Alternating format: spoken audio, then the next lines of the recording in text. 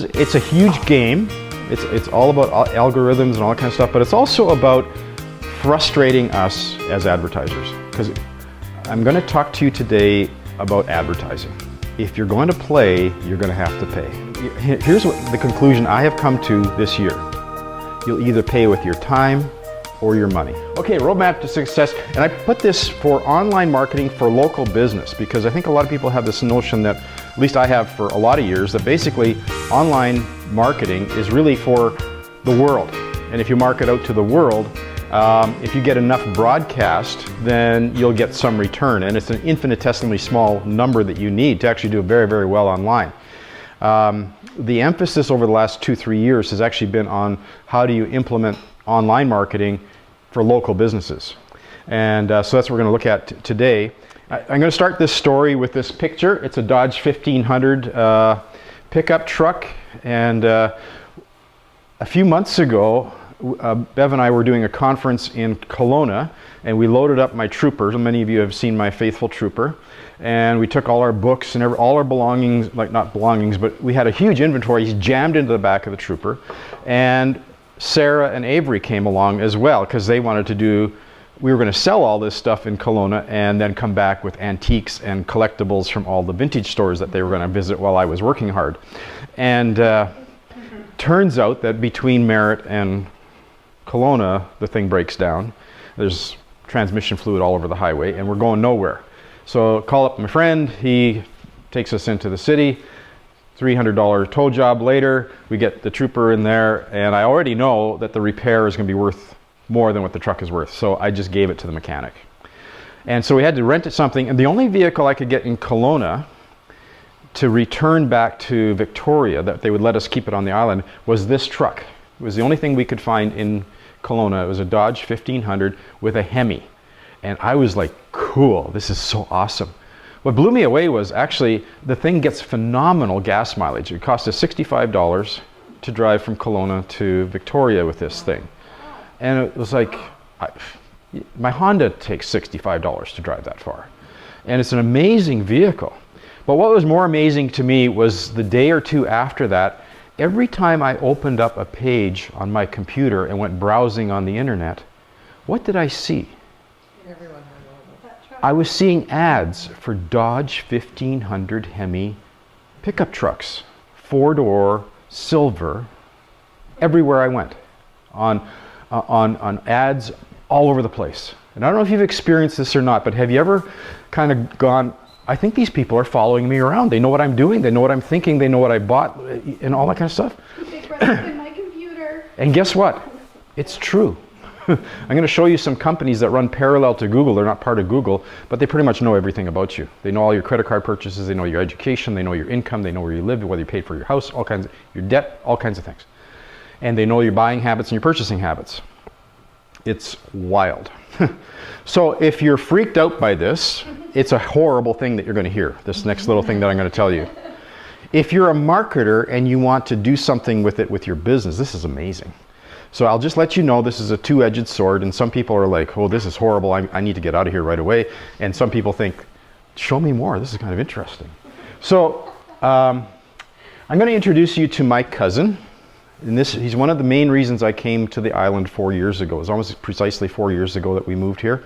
Chris Rempel is my cousin, 30 years old. He's exactly half my age. And so we never ever met, ever, until just before we moved to the island.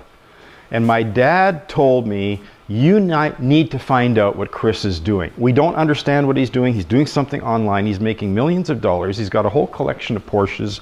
And he couldn't be here tonight because he's test driving. If you go on his Facebook page, this is right off his Facebook page today, 4 exotic cars that he was test driving on racetracks today, and each one of them was $250,000 or more. And that's what he likes to do. It's just kind of fun stuff. And every time he shows up at our house, he's got a different Porsche that he shows up in. And his beautiful wife, Sarah, is the organizer of the Vintage Fair in Victoria. And she's gorgeous. She's half East Indian, half British, and she's got the best of everything. And it's just stunning. She's thin, I hate her. I could show you some great pictures, but I won't. But so we did this event. Was this the event? This is September 1. Yeah. We did the September one. Yeah, September 9th. No, it was at the end of September. Yeah. And just before they did the event, I sat down with Chris and he said, actually he showed this to me in about May. And he says, I really can't tell you much about this. It's coming in the fall. What I'm going to show you now is coming in the fall. There's nothing you can do about it, but I'm going to try it out on this vintage fair. And I'm going to try it out on Sarah, because his wife Sarah runs it. And he used this technology I'm going to talk about today to basically jam-pack the place. It was a huge, phenomenal success. In fact, the first night we were within 30 people of having to close the doors and not let any more people in. It was like fire regulations. We just had too many people in there. The next day it was double that. And we actually had people down the street. It was a horrible, pouring, rainy day, standing in umbrellas hoping to get in. It was unbelievable. And the place was packed. And if you look, you can't see this really well on here, but the pictures that I've got, and we've posted them, are just wild. And it was just like wall-to-wall people in there. And it was using the technology of marketing this event that I'm going to show you today, and also an experiment that I've been running for the last 3.5 weeks with one of my companies. Same technology, and I'll show you the numbers and show you how it's all been working out. There is one coming up on November 9th, by the way, and it would be fun for you to attend. And my daughter, Sarah, is a antique junkie, and we had a booth there, but she brought all her stuff. She made more money than we did. It was unbelievable. But that's where the roots of this is coming from. So I'm going to give you a fast explanation of internet marketing. And this will go really, really fast. Part of this is a presentation I did for one of my clients because he wanted me to convince his other partners that this was a good way to market his business. And so one of the first things you need is a website. This is kind of like Internet Online Marketing 101. You need a website and you need traffic. You need people getting to the website. And if you have a beautiful, wonderful, magnificent website and nobody finds it, it's useless. So you have to get people there. And then you actually have to do something with that site. You have to sell something. You have to have an offer. We call it a compelling offer. And if you don't have a compelling offer, then you're just spinning your wheels and you don't really have anything to sell. So this in a nutshell is pretty much all you need to know about online marketing. Traffic plus a website should yield sales. Now, there's a lot more to it than that. If you've heard any of that from me, you probably know that. And so the short version is we want to have some sales and some fulfillment. My favorite fulfillment is downloadable products that I do not have to touch, handle, ship, or anything like that. We have a couple of businesses. One involves shipping physical products. And the more that I did that, I realized I could digitize most of this stuff. And now I have books and videos and all that kind of stuff, and it's all delivered online. And so we get these PayPal notices in the morning that you sold this amount of money, and it's all been delivered, and then we get out of bed. And so that's a nice way to start your day. Now, part of sales and fulfillment is also offering a thank you and developing relationships with your clients, with your customers. Because a customer that you've retained or obtained is of high value to you, and it costs more to get a customer than to keep a customer. So one of the things that I think is the missing component that most people don't understand and don't understand about almost any business is that the most valuable, most important part of your business is your list. And I was in another business where we used to say, if you're out of a list, you're out of business. If you don't have a list, people that you can talk to, people that you can communicate with, you've got nothing to work with. Over the years, we've been to a lot of conferences. We do a lot of weekend conferences from January to June. And it just freaked me out that people would spend thousands of dollars, take a weekend out of their life, travel, hotels, car rentals, all this kind of stuff to put on something at a trade show and not walk away with a list of names. It's like, are you stupid? And we were some of the first people that started gathering email addresses in our world. And we built up, and we started using Constant Contact. I'm a big fan of Constant Contact, and we've been with them for probably 8 or 9 years now. We have 6,000 people on our list. And anytime Bev and I need money, we just send out a mailing, and money comes in. So that is the key to, you know what? It's that easy for Brian. It is, because we've done that. Here's the funny thing. My cousin, Chris, you know, we've got 6,000 on our list. He's got 40,000. And when he puts, I mean, when we put out a mailing, it's great. When he puts out a mailing, he goes to Hawaii. I mean, it's just, or, you know, actually this week they're in Las Vegas. The next 2 weeks after that, they're in France, and they're in Paris. So for him, it doesn't, it's just incredible. But that's a list that you build up over time. Now, most local businesses, you don't have 40,000 people to draw from. I can talk to you about how to do JV partnerships with people who have lists, so you can take the credibility of their list, access them, and market to their list. Cool idea. I won't spend a lot of time with that. But what we want to do is educate and offer to people. Today I'm educating, and I'm continuously educating for a couple of reasons. One is I want people to hear me to think that guy's an expert in what he does. If I ever need stuff, I'm going to go to him instead of that schlep over there who really doesn't seem to know what they're talking about. So I want you to become educated about this business or any kind of business, so that you go, that's my go-to guy. And when I'm setting up people in my own as my own clients, what I'm trying to do is make them the go-to person in their industry, so that they stand out from their peers. And we do that through all types of methodology, but that also leads to sales and fulfillment. So that's what I call the back end. The front end of a website is traffic. How do you get traffic to your site? And Ian was just here, and he mentioned SEO. And if you look on my website, I've got a huge page on SEO. And SEO means search engine optimization. Okay? And what that means is that by and large, most people in this industry have tried to get something for nothing.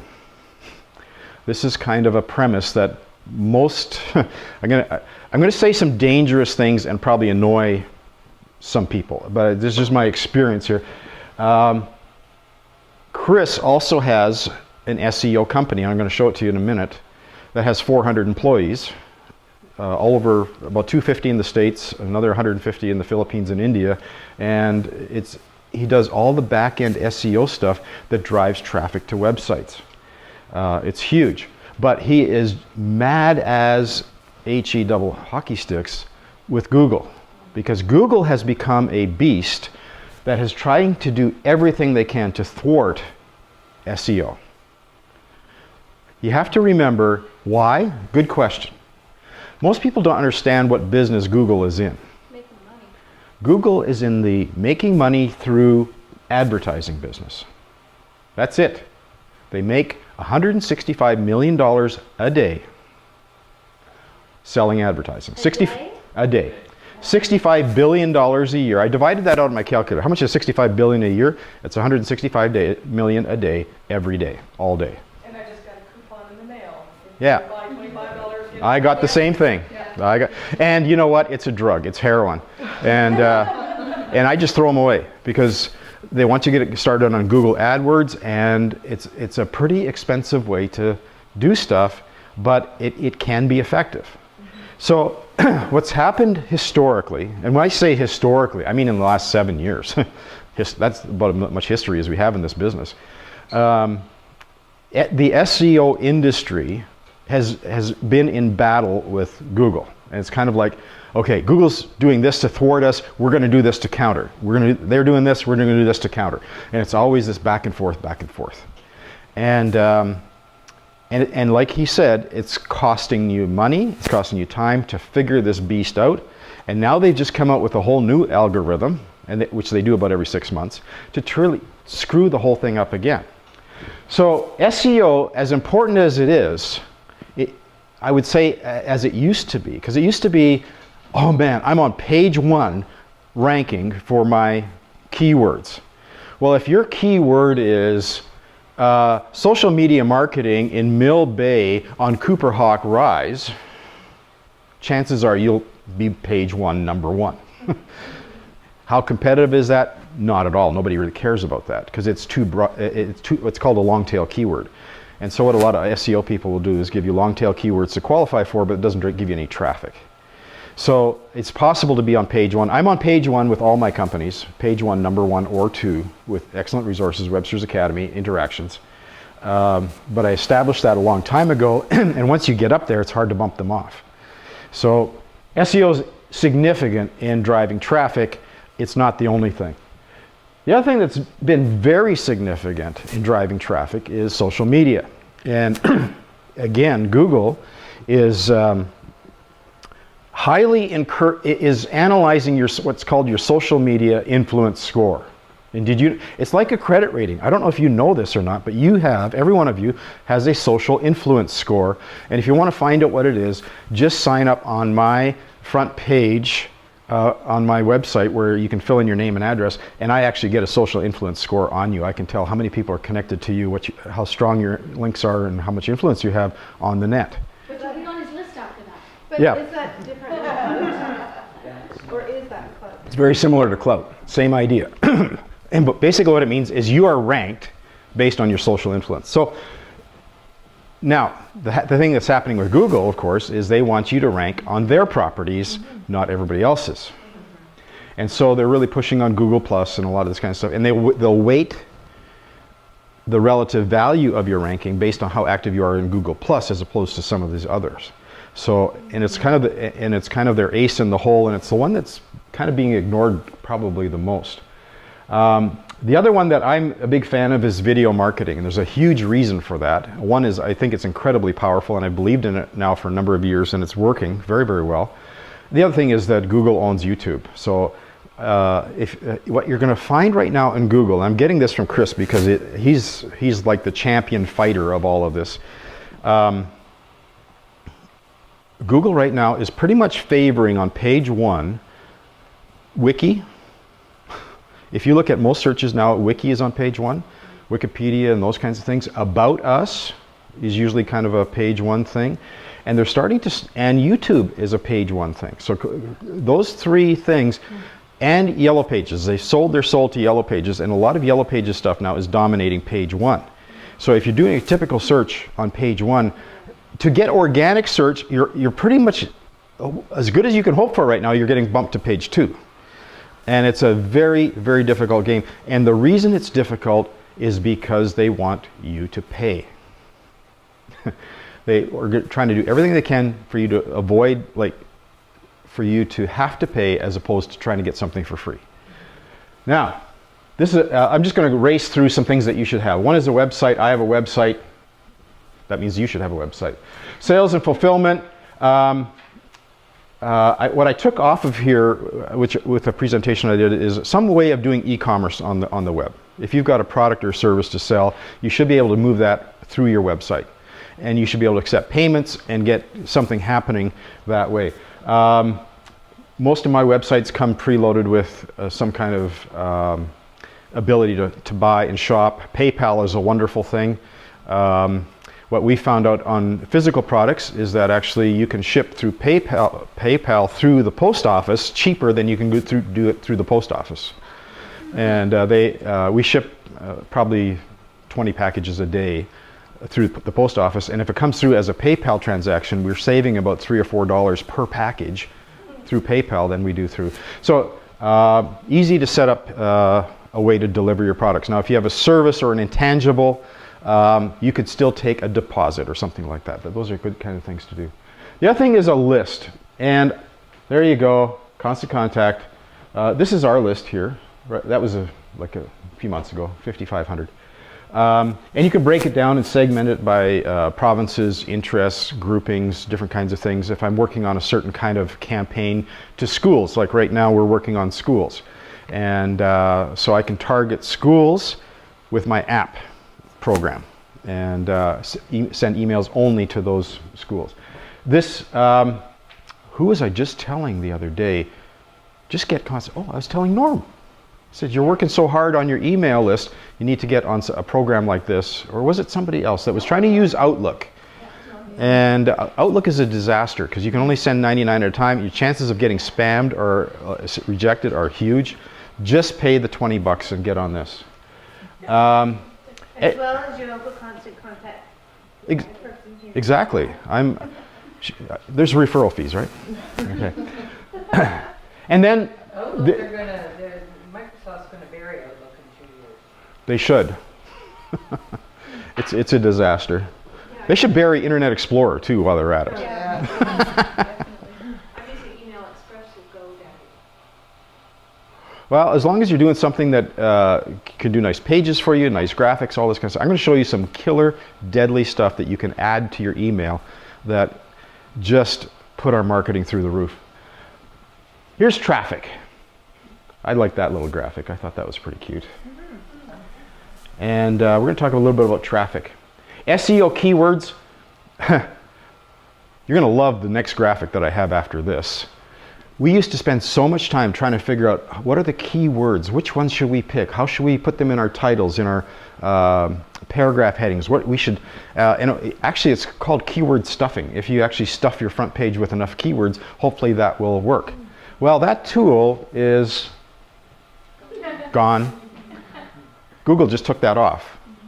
And so there are plan B alternatives to pick that up. They're going to make this harder and harder and harder for you to use the tools that people use. Not that I doubt you in any way, my Yeah. No, I But read it too. I had a big job board, right? For Yeah, years. I know. I used that thing relentlessly. I know, and I did too. Up until about this month. I read an article about it on Manta. They said it's just rocked the whole SEO world Yep. upside down. Yeah. And actually, I've put out an article. If I haven't yet, it's going to be coming out this week. I know. Yeah, no, it's out. It's out already. Check my feed. Major article on the death of keywords.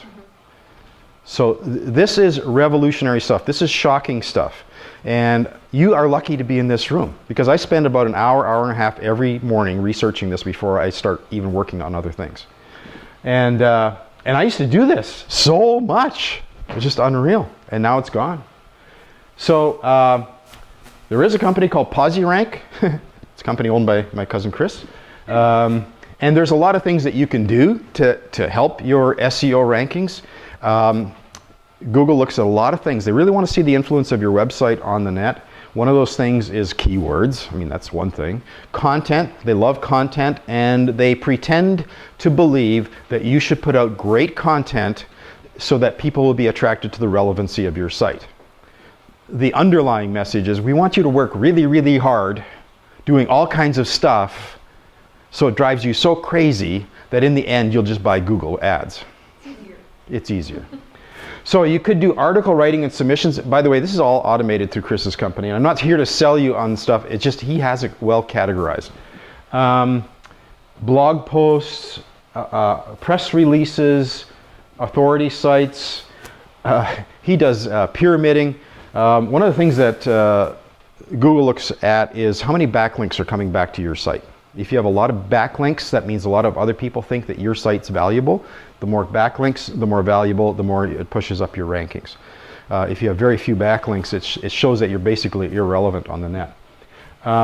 So we have social bookmarking, deep linking, one-click boosting, local business listings. By the way, and I'm pretty sure everybody here is, even if you have a in-your-house business, make sure, see, even here's something that Google took away, Google Places. You should get, and I've done this for all my companies, Google Places. They've changed it. They've changed it to another name and another thing, and they've stripped out a lot of the nice website stuff out of it.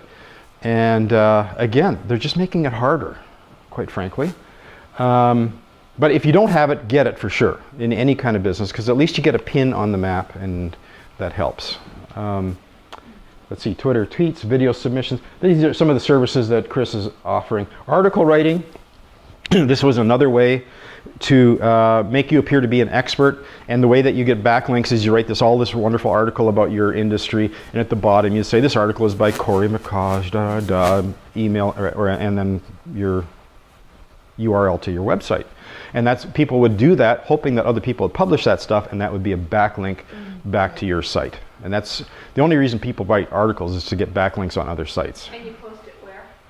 Well, there's lots of places that will use your information. You can go to eZine articles, for example, and write articles for them. And if all of a sudden I'm really interested in vacation dentistry for some reason, which I am actually, then I might take your article and put it on my website, because if it's interesting to me, it might be interesting to my readers, and lots of bloggers do that kind of stuff. So it's a huge game.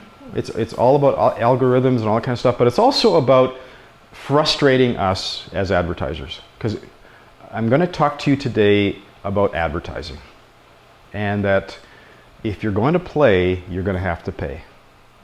And most of us have been trying to do something, and here's what the conclusion I have come to this year. You'll either pay with your time or your money. The exact same scenario exists at Facebook. Yes. And the whole game is, we're going to make this so hard for you that you'll pay us to do your advertising. And so the bad news and the good news is, I sold newspaper advertising for 10 years for a national newspaper, and I know what it takes to sell advertising. And with all the diversification, all the stuff that's happening in the advertising world, you have to remember that Google's primary business is advertising. And they'll do everything they can to drive you in that direction. And yet we work so hard and spend so much time, and to me time is money, to do all this stuff, and in the end, do we have measurable results? I guess that's the question I have. It's not even just prevalent. Yeah. What I see in the social media world, and this is just me, it's not, I haven't seen this written down, maybe I have, but there was this whole notion, if we just educate people enough on how to be effective social media people, that somehow that would bring an avalanche of traffic. Today I'm talking about traffic, okay? And what I fear for our wonderful little group is that we spend a huge amount of time talking to each other. But our reach beyond that is what will give us profitability in our business. We talked about that exactly. I think Google Plus is based on interests. Facebook is more on relationships. It's more like I go on Facebook to see my friends and all my aunts and uncles and nephews and babies, mostly babies and dogs is kind of what I'm getting a lot of out of Facebook right now. And it keeps me connected with people I know and like. Google Plus is more like, I'm really interested in photography, and I'm going to throw my hat into this photography ring, and I'm going to start to meet people that have similar interests to me about this topic. And I might be interested in this field over here, and Google Plus is based on interests more than relationships. And it's a way for people to talk about their passions as opposed to relationships. I found some unique information on Google Plus Yeah. that I never found on Facebook. Yeah, it's a different breed, just like LinkedIn is a different thing. Quite frankly, I like LinkedIn for business. I think it just gives me, and by the way, this is a great group to do a lot of credibility building for each other of, I'm noticing my profile is, I'm getting things for teaching and instructing and curriculum development, different, and those kind of things. And so we can kind of add to each other's profiles. I think that's pretty cool. And let's get on to really what is happening to me in the traffic world. And that is RTB. This is the whole thing that I'm going to get to. It's what Chris was telling me about back in May, June. And RTB stands for something called real-time bidding. And if you want to test this out, I could take my computer right now and show you. One of the best places that I like to spend some time is Use Victoria. Does anybody, is there got any other Use Victoria fans here? Or Use Coucher, whatever. If you look at that page, open up a page, and as you're ready to click on the next page, look down at this bottom little line. It's usually right down here. And you are going to see about 30 or 40 addresses flip by as that page opens.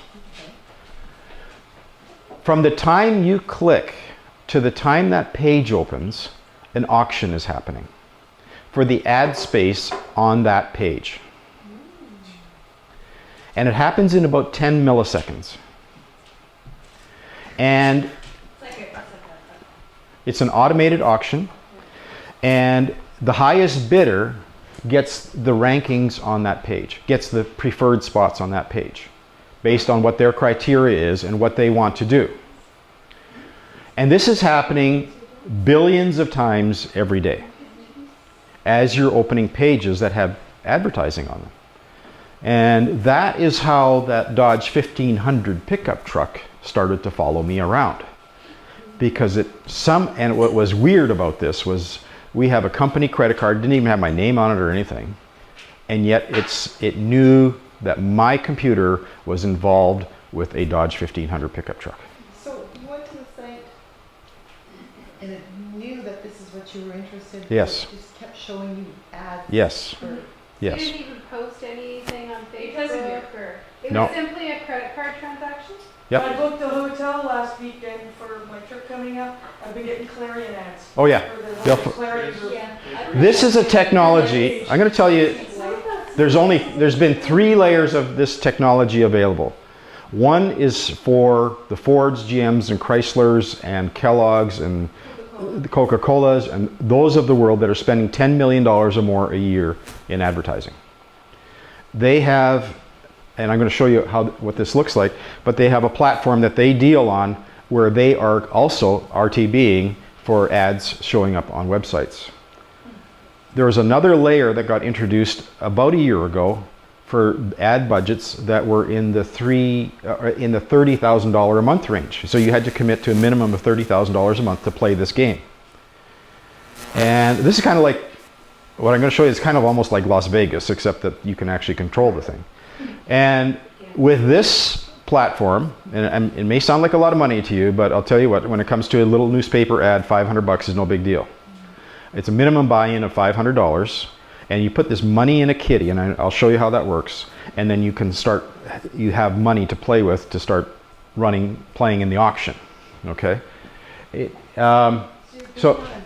Yeah, so if you look on a page and you see a square spot like that on a page, an auction has happened while you were opening that page to determine who the winner was of that spot. This is called marketing to the individual as opposed to marketing to the masses.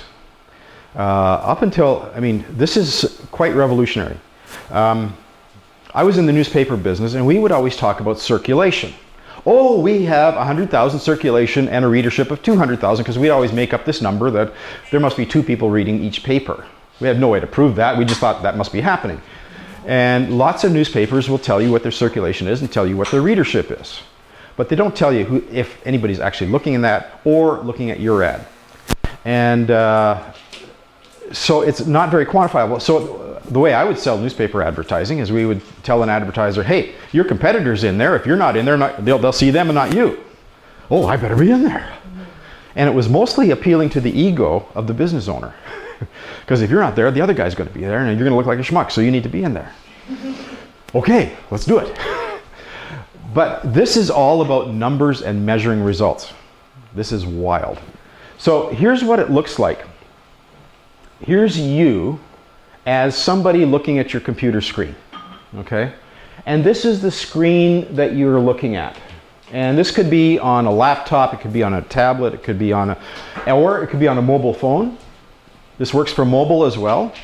I read the Calgary Herald every morning, and about every 4th article has a banner ad between the articles.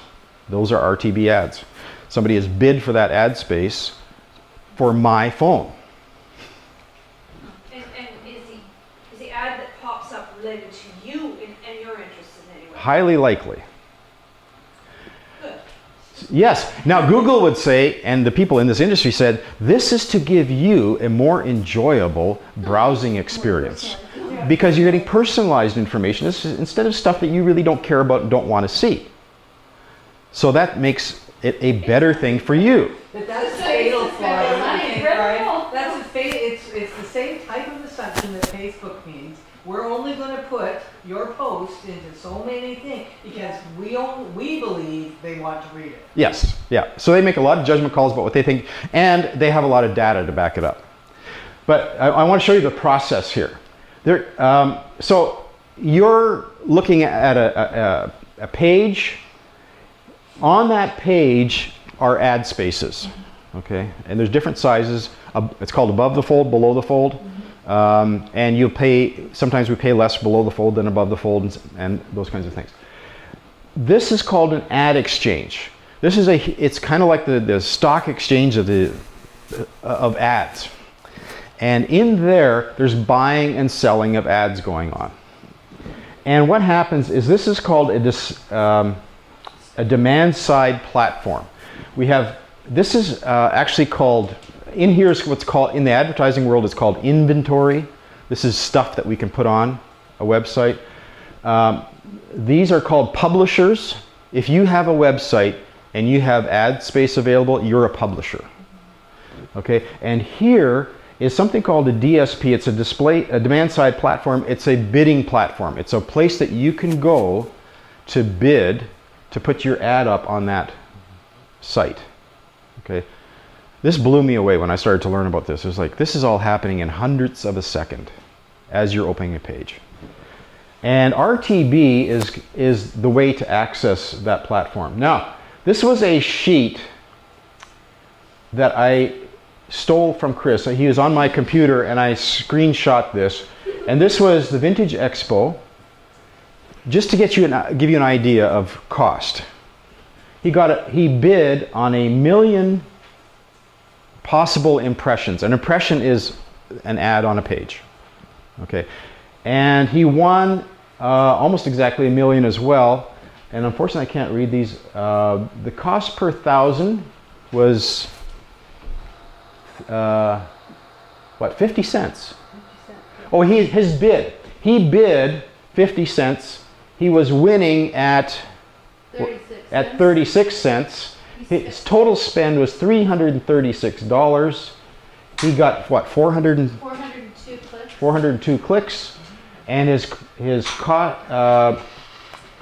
CTR is called click-through rate, is 0.04%, and cost per click is 0.82. 82 cents. Sounds like being a day trader. It is. And so what happens is, in any industry, you can determine how much a click is worth. There's another site you can go to, it's called SEMrush, and you can type in your industry and your title, and it'll It's like the Google AdWords in the old days. It's kind of like Google AdWords. And actually Google AdWords, if you've noticed a list of advertisers on the side, the top one paid more than the bottom one. They were willing to pay more to be in that slot. The bottom guy, he paid less than all the other ones in that column. But it's very much like AdWords. And actually AdWords is one of the components of this bidding system. So Google AdWords is also in this system, along with a whole pile of others. So what intrigued me about this was, I've never seen advertising where you could actually map out and tell to the penny what you're paying and the results you're getting. That just blew me away. Because I used to sell advertising based on, yeah, we got 10,000 circulation and we got, you're going to get a lot of people to see it and blah, blah, blah. But I remember as a business owner, my dream was to have a newspaper guy come in and say, listen, if you can prove to me that customer came in because of your ad, I'll pay you this much. And they would never do it. And these are for the Vintage Expo. He also ran PosiRank through here. This is really bad to see, and I can show you on the screen a little bit more. And do these ads appear only on one website or a bunch of different websites? Like how does that get pushed through? These right now we're on 30,000 websites, and what happens is they're all over the place. I mean, and the deeper you are in searches, and the more likely you are to see ads, that's usually where you'll see them. And it's geographically located? Oh, good question. Good question. You're right on it, girl. See this thing called geo-targeting? This is a list here, and we can geo-target Canada, and I'm going to show you a drop-down menu for BC, and about 150 cities in BC, towns and cities, and you can pick exactly where you, only in those places where you want to advertise. Right, so you bid on the ads and then you can target where you're going to put that. Yes. So you can have a, And you have a customer in Lake Cowichan, that's the only place you're targeting. Yeah, you want to see. I'm going to show you some stuff. This is mind-blowing. Because not only now that you can start to geo-target, you can demographic target, you can do all these kinds of things. Contextual targeting is cool because if the article on that page happens to be about your thing, then you can make sure that your ads only show up where it's relevant to the page that the people are looking at. So let's pretend mortgage financing, and there's a nice article on there. Boom, that's where you want your mortgage thing. If it's about dog hair clipping, you know, you don't care if your mortgage thing is on there. But so that's what contextual is. You can target pages on the net that have the content already on it that you want to be associated with. Or similar interests. So Similar something interests. About purchasing real estate. Yeah. And especially Use Victoria is brilliant at this. And it used to, how do they make money? They don't charge for their advertising. Oh, they're gathering so much data on you by basing on what you click on that the stuff you're going to see, my wife's computer and mine see totally different ads on the same page. Yeah. In the same house. So this is eHarmony, right? You got So it. you're picking all your different things, right? I want people in a certain location. I want these type of things. Yeah, you're really narrowing. Watch this. So this is a campaign. I'm going to take you through the steps of a campaign. I just threw coffee on the moon because we were talking with them on a few things. But we could target either web or web and mobile or one or the other. Frequency, how many impressions per within a certain time period. Maybe you want to get an impression in front of somebody 3 times a day, 5 times a day, 1 time a day. You can specify that. Your daily budget, you could say, well, I only want to spend $25, or I want to spend $100, or $10,000. Kind of all these questions are similar to what you do in Facebook. Yeah. ads. Facebook. Yeah, Yeah. yeah. Except that the advertising is showing up on thousands and thousands of websites, not just Facebook. So these are some of the basics here. Traffic sources. Will they show up? They're related to ad networks. And ad networks one network can represent hundreds of or thousands of websites. So a lot of these names here open up into thousands and thousands of other sites. So you can actually pick through where you want to do. There's something here called run of network, and you could actually I've made some very expensive mistakes with this month. Run of network means everything. And I blew $250 in 1 minute because I didn't uncheck that. But I got 195 clicks in that minute on my website in 1 minute, because that's how fast this thing works. This is a very, very powerful tool. and it's anyway. Okay. Then you can specify above the fold, below the fold, all. I like to do individual site lists if I'm really I'm doing something for Honeymoon Bay right now, and they've got an online auction happening. And so we've targeted just south of Nanaimo and south on the island, and we've put a couple of parameters on it. And so we didn't want to do all of North America. Well, unfortunately, I got them a lot of traffic because they were one of those ones where I didn't check. Actually, what I forgot to uncheck was US. And I got all of the US in there in like 1 minute. So you have to be careful on your traffic sources. This is a very powerful thing. Creatives, you can upload a variety of sizes and shapes of ads, and there's a lot of standard sizes that these ads come in. And so what that allows you to do is something called split testing. And that means that you could try ad A and ad B and see if they perform differently given the same other parameters. And one of the things that most people don't know is, or understand, is that split testing all the time helps you refine and refine so that you get better results and get rid of the losers and go with the winners. And here's something, we actually did this with Ian and his dad. His dad's 75 years old, very old school, and he hand wrote an ad that he's been faxing to people for the last 35 years. Really? Yeah. And it just says, "Are you paying too much?" That's all it says in handwriting.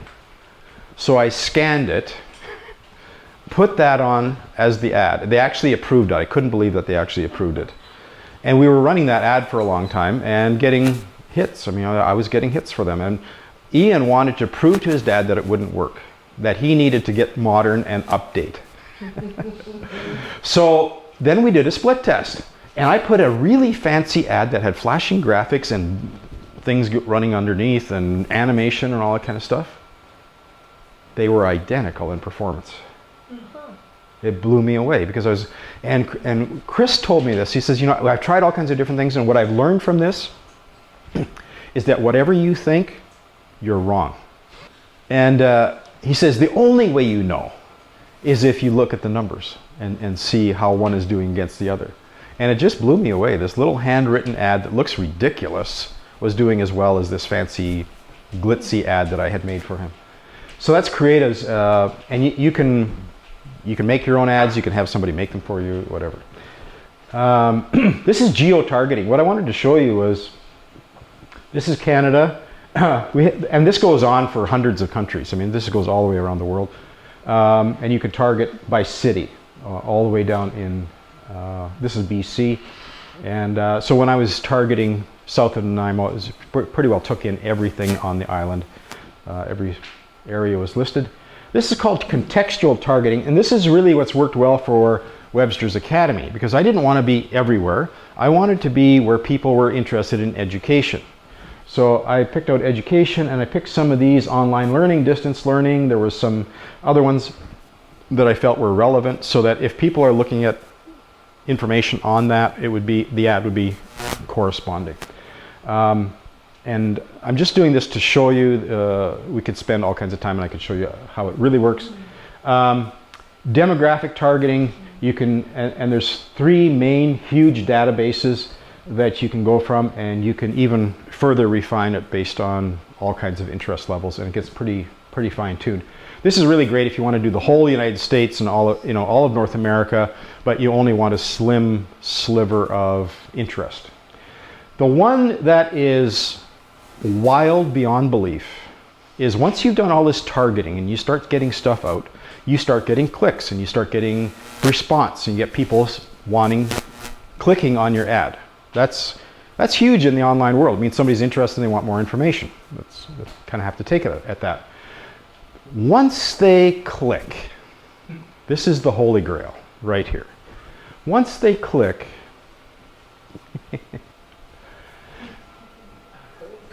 we drop a cookie on their computer. And this is called retargeting. Retargeting. We get out there and get as much targeting as we can, all that kind of stuff, get the crowd we want.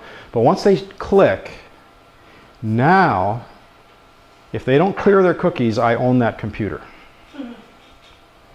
And now, instead of 1 or 2 ads, I can make it look like we are the only game in town on that computer. And that's how Chris saturated Victoria with the vintage fair. Did anybody else have that? It was, I asked Brian finally, I said, what is going on? Every time I open my computer, all I see is vintage fair. I said, Chris must be spending a fortune on this. But it was just, it was an area of interest of mine, and I clicked on it, and I clicked through, so he had me. He had you? And what was it, $330 from me, you said? Yeah, for 1 million impressions. For that whole week? It started weeks in advance. Yeah. Oh yeah, weeks in advance. But when real people with real businesses who spend real money on advertising see this, they go, duh. And here's just Webster's Academy. This, all I'm showing you on here is the concept of retargeting, not what our real numbers were. This was partway through. Okay, from the 1st to the 11th, we had picked up 420 retargets. That means if I want to do retargeting now, I've got at least 420 computers now that I know my ad will show up on their computer as soon as they open it.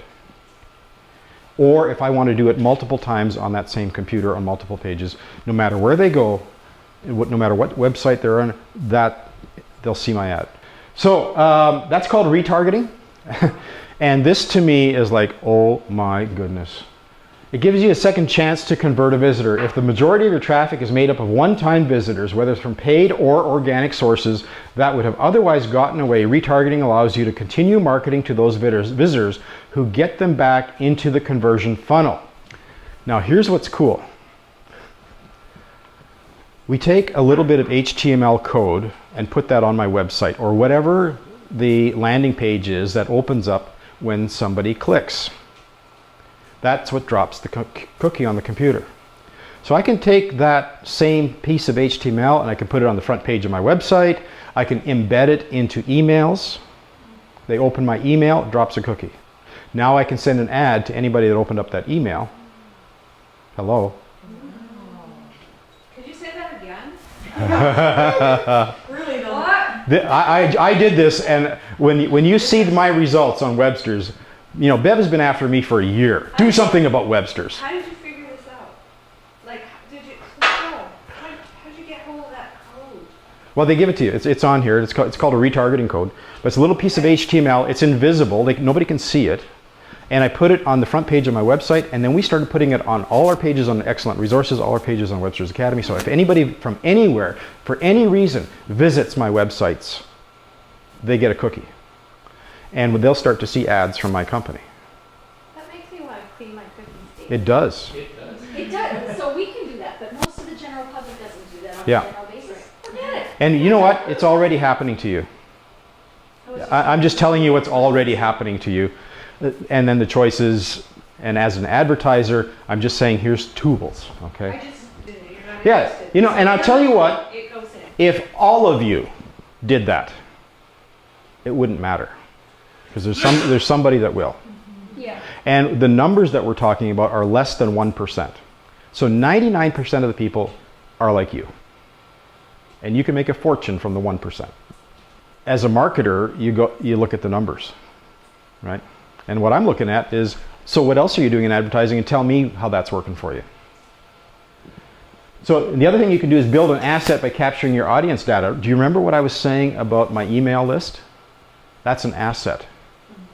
I was just at a financial meeting last night with brilliant people talking about real estate investment in the hundreds of millions of dollars. And they talk about something called cap rate. And if you know anything about real estate, you know that they look at what is the rate of return on a piece of property based on its cap rate. They're aiming for a cap rate of around 6%. Do you know what a cap rate is? This is a term used in commercial real estate. I do, And but basically, well, think about what okay, if an asset is, let's say, just for easy numbers, a $100,000 asset kicks off $6,000 a year. That's a 6% cap rate. Simple numbers, okay? So your return is 6%. So the rate of return, if you can go to the bank and get 6%, for example, that's a cap rate. That will tell you what an asset is worth that spins off $6,000 a year. It's worth $100,000. That's how you value an asset. If you looked at what is the rate of return from this and create an asset that when you push a button it makes money, that's what the value of your list is. That's the value of, it becomes an asset to you in your business. And that's what this is saying here. You can use the traffic from paid campaigns to build audience lists, creating valuable asset much like a mailing list. This is a great way for affiliates to derive long-term value from their campaign budget. What's happening in the States right now is, and in Canada, starting January 1, is what's called a double opt-in requirement for emails and also for text messaging. And what it's doing is putting the screws to spam, basically. And on the one hand, it's a very good thing. On the other hand, from a marketing perspective, it closes more doors. And what this does, it says, you know what, I can get to my list without even knowing who my list is. This is, They don't even know they're on your list. they don't even know they're on my list. You can, now, here's the thing. Once you've got your retarget list, you can upsell, you can convert, you can do other offers to the same list. So last week, because we had courses starting this week, my offer was courses starting this week. Register now. Okay. This week, I can run a totally different ad because I can have a different offer because I don't have courses starting this week and it might be something else. So I can keep changing my offer, but it keeps going back to the same list, which continues to grow. You will start to notice, after tonight, you will notice a lot more than you ever saw before. I guarantee you. Corey, when we wanted to go to Las Vegas in August, I was checking out flights and hotels. And all of a sudden, whenever I was doing various searches on the computer, I was seeing ads for hotels. I ended up booking one off there because there was always an attractive ad there for a hotel at a certain rate. And I ended up clicking on it, and that was the hotel we went to. Very specific to like the Yeah. town that you. Oh yeah. It's contextual advertising. Or if you were searching a new car, for example. Now all of a sudden you're going to start seeing those ads. I can show you reports from my, and it was Veronica, I was showing you how to see some of those reports, right? Yeah. I can show you exactly the browser and the computer and the operating system that the person is using to look at the page. It's freaky. So that's for me. I go onto Google and sometimes a lot of it is graphic design. Yeah. So Yeah, you dropped your cookies. okay, well that'll explain why some of the ads I see here. Hey, graphic design school. It's like, Oh, when you start showing an interest in something, you're going to see a lot. yeah. Yeah. This is where this is coming from. Okay. This thing called illusions of grandeur. I love this because this is what was happening with the vintage fair. And people were thinking, this thing must be huge because every time I open my on a page of it's there all the time. They must And- have a massive budget. Yeah, they must have a massive budget. And then performance. I'm going to show you some performance numbers here in a minute. But I bid on 194. I won 166. What was I bidding? $3. But I was on average paying. 75. Now this is per 1,000 impressions. Wow. This is CPM. I'm paying $1.75 per 1,000, not per impression. Per Expect 1,000. those rates to go up dramatically though as people get informed about this. It's an auction. You don't know. Oh. If you've been to an auction, if there's a lot of people at the auction, the price goes up. If there's not many people at the auction, it goes down. If you are competing in an area maybe where it's highly competitive, you might end up having to pay more. If not, a lot of people are not bidding on what you're interested in or what you're promoting, you could get it for a lot less. But what this does, it says, you know, I was willing to go up to $3 per 1,000. That was just kind of an estimate. I ended up only ever paying $1.75 on average per 1,000. Okay, this isn't per impression. All impressions are priced per 1,000. Okay, let's just go to cost. Okay, my total CPM cost per 1,000 was $1.75, and I spent $200, and I got 517 clicks on my retarget. That's on retarget, so that means those are even more interested people than. Now, what's really interesting to me was that my cost per, what was my effective cost per click on the retarget? 56 cents. 56 cents per click. If you look at and what was my effective cost per click to get them in the first place? The number just below that. 79. 79. That's pretty cheap per 1,000. No, per click. Retargeting? Pardon me? Can you loop it? Oh yeah. Or it just never ends. You just Yeah. keep retargeting and retargeting. Oh yeah. As long as you're flexible. So here's Webster's Academy. This is as of today. I'm on 1,427 computers. That means if I send a retargeting ad, 1,427 that are current on my system. 3 weeks.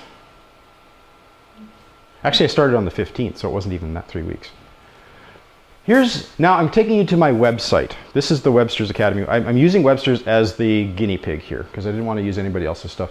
And this was in October And these are the first of the month. Actually, I started on the 15th. You can tell that that's where I made my mistake, right there. This was our normal kind of efforts to do things. I turned it on the 15th. So really this hasn't actually been going very long, 9 days. And you can see where we had been. This is where we are now on a day-to-day basis. And the 24th only measured up until about 1 o'clock today when I pulled this number. Was the 21st your mistake or the 15th? Oh, the 15th. You did it on the first day? Yeah, oh yeah. You can see. But look at my visits. I had 170 visits that day. When my norm is like 30. And then look what happened. It started to stay, here's 68, it started to stay at around the 70s. We were still running the campaign. Yeah. And this is our year to date. This is by week. And this is when we started. Wow. So it was a beneficial mistake to some extent. Oh yeah. Because we are North America wide. Like we're trying to get students from all over North America. Yeah. And so the mistake was I left it on the United States instead of whatever. And so even when you make a mistake, it's okay.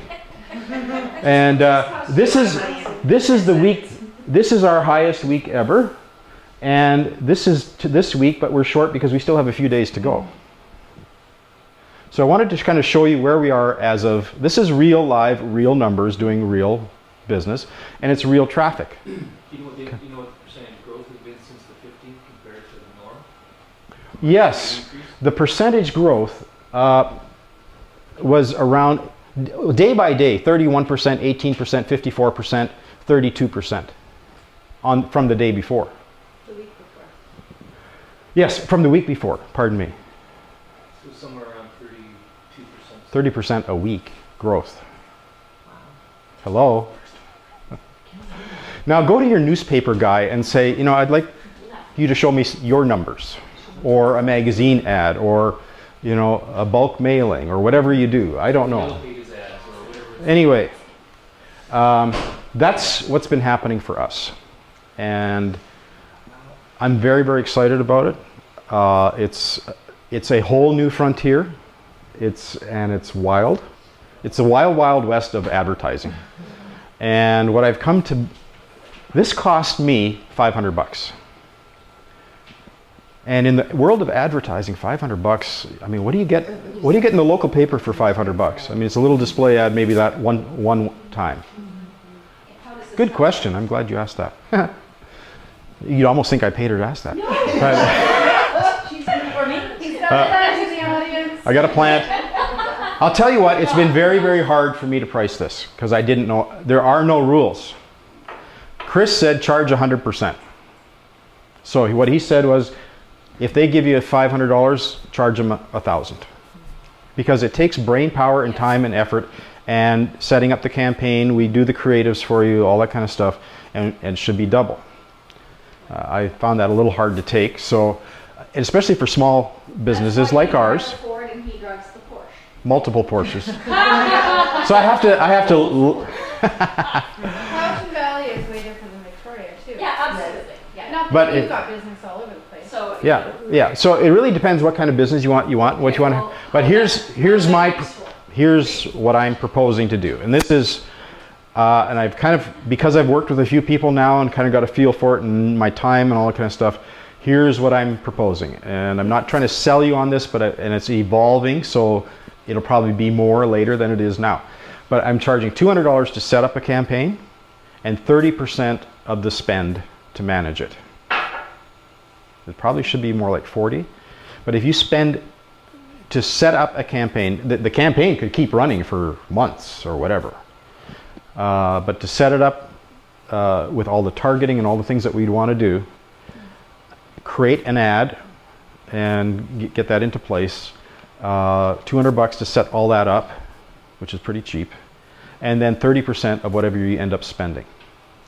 And what's the lowest entry point? $500 spend is the lowest. And that for some businesses might carry on, that 500 you might spend for a long time. Well, yeah, like for instance, Honeymoon Bay, good question. They said, well, we only want to spend $250 a month. Well, this isn't a monthly fee, okay? So I said, well, let's just spread that out over 2 months. You know, let's spend $250 or 200 this month, 200 next month, whatever. But I have to drop into the account $500. I mean, that's the minimum, and then it goes up from there to multiples of that. So I can't put in $200. I have to. Because they're targeted pretty specifically, that actually goes a long way. Yeah, it could go a lot further than the 200 that I spent in 1 minute. How long does it take you to set up a campaign? A couple hours.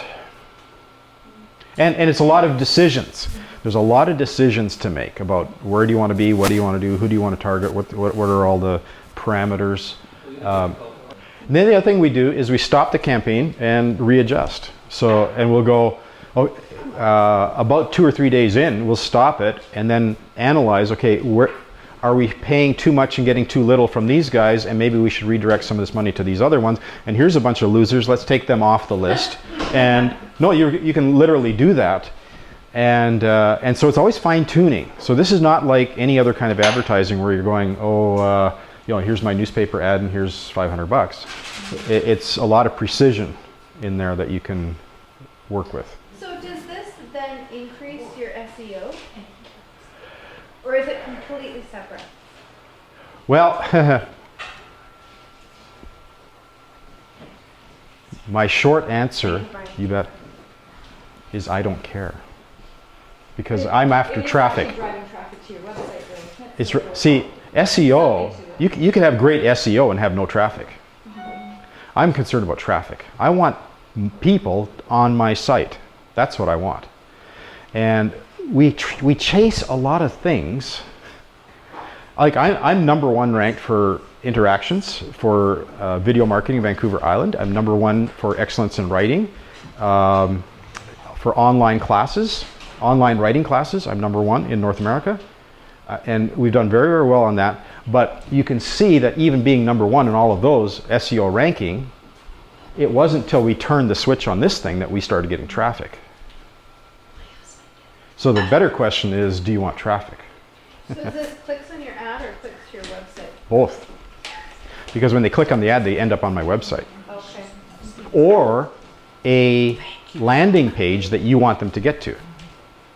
And what you may want is actually to have a landing page where you could have a video on there, you could have some information, you could have a sign-up form, you could have something that is more engaging than an entire website.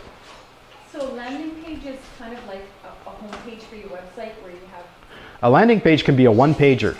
It's not a whole website. It's just, and it could redirect. It could redirect back to your website, or you could do anything with a landing page. They're very cool. But and I have a little article on landing pages that I did this week on my Facebook. What is a landing page? It's the page you land up on when you click on something. Yeah. So they can be a very valuable tool depending on what you use them for. And to me, a good landing page would have the kind of information that would make people want to get on my list. We actually, for Honeymoon Bay, we took them to the auction site where they're running an online auction. We actually sold out Chemainus Theatre the first 3 days. Yeah, and I've got to be on a ferry first thing in the morning. So I appreciate your indulgence. And if you have, now I got to let you know this is an evolving thing, and I'm learning it as I'm going. And I did this because I actually have a guy in Vancouver who works with agencies, advertising agencies, and he wants to take this information to the agencies and set up advertising.